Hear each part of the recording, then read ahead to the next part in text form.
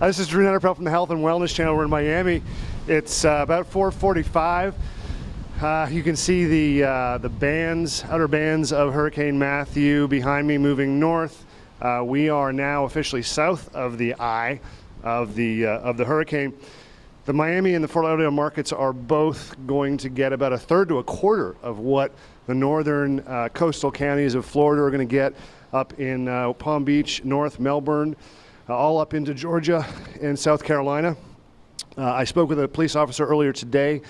Every single officer of the City of Miami Police Department is out in Miami right now, 1,200 strong. They've canceled days off. They've canceled time off. They're out there. They're looking for homeless folks. They're checking the shelters, making sure that the people who should be in the shelters are in the shelters.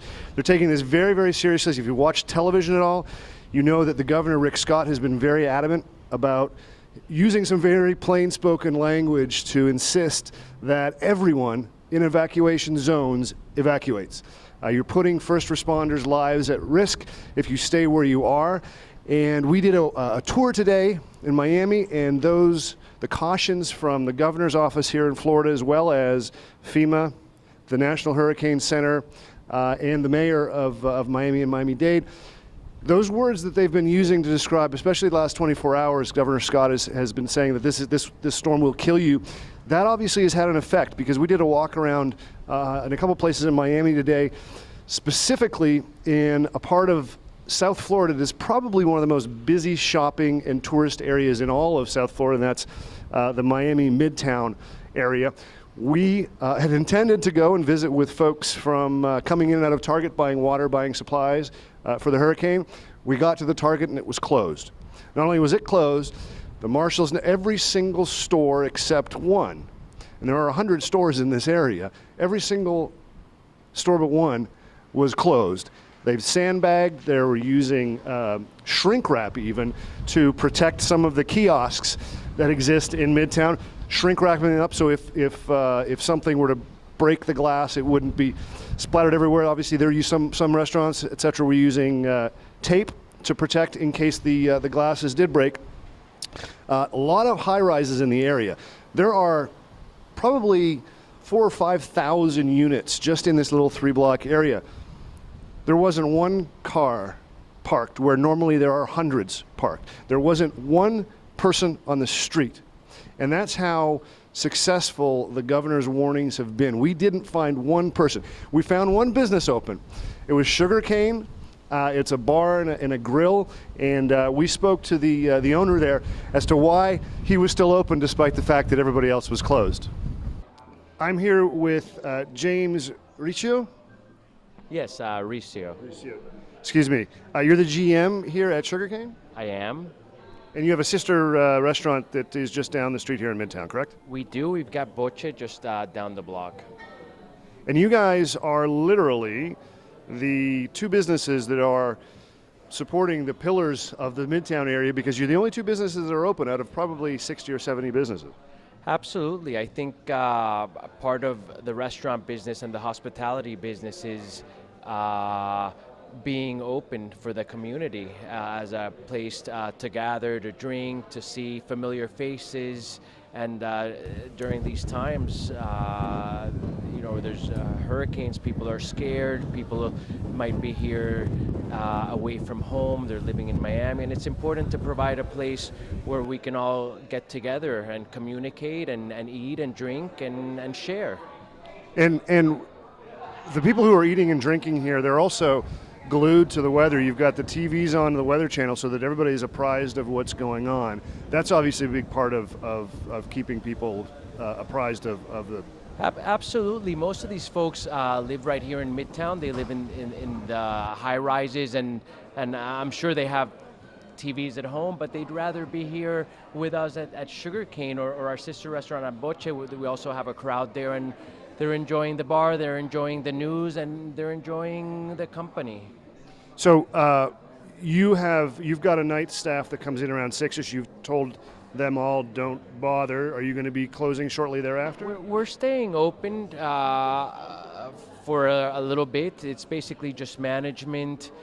We have a few employees that live within 4 or 5 blocks from here, and we'll stay open Until which time, if we see that those red bands that we see on the TV are getting close to the shore, and if it starts to get very windy and rainy, we'll shut down. But until that time, we're here for our neighbors. That's a great way of putting it. Now, what about you personally? Where do you reside, and how far a trip do you have?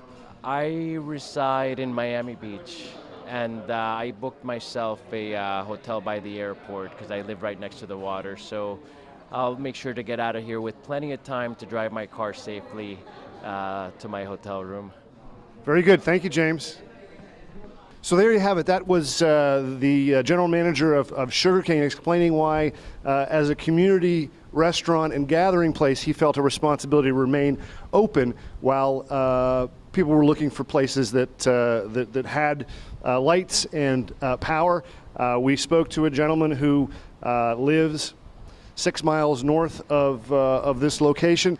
His power was intermittent. He found out that Sugarcane was open, and he made his way down here. Let's listen.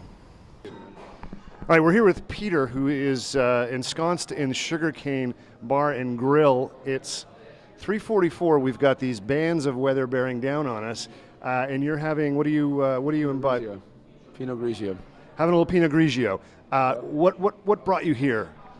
Bored at home. Power is cutting off every now and then. Really, the power was going on already. In my place, yeah. And where do you live? I live in North Bay Village.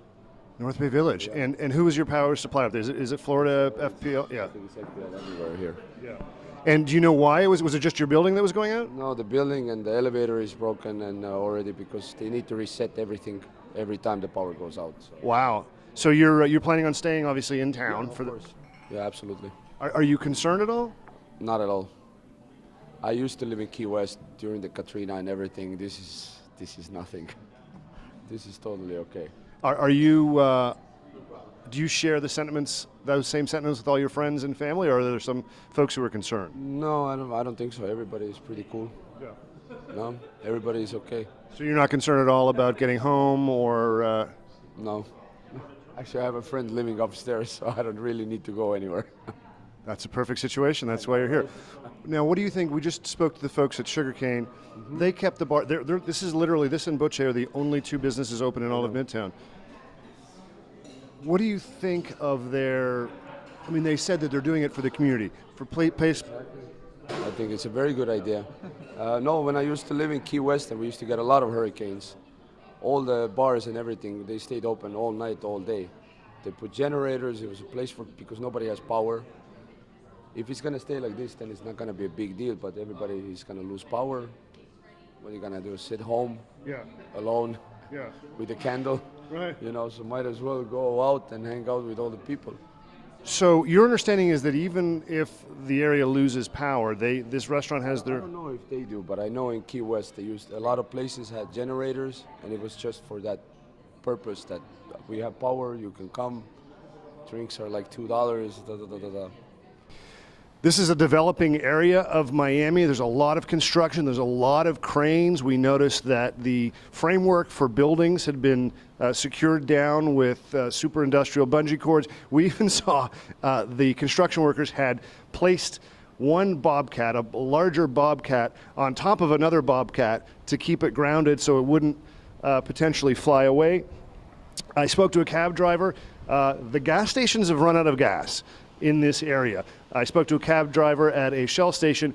He was informing me that most of the gas for the Miami market comes from Fort Lauderdale. They bring it down in trucks. The Shell station we were at said they would not be open again until Friday afternoon late.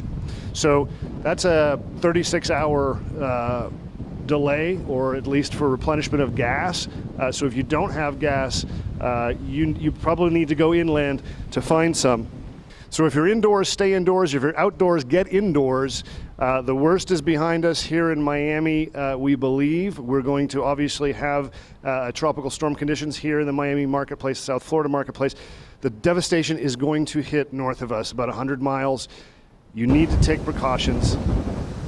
This is Drew Nutter Pelt reporting for the Health and Wellness Channel.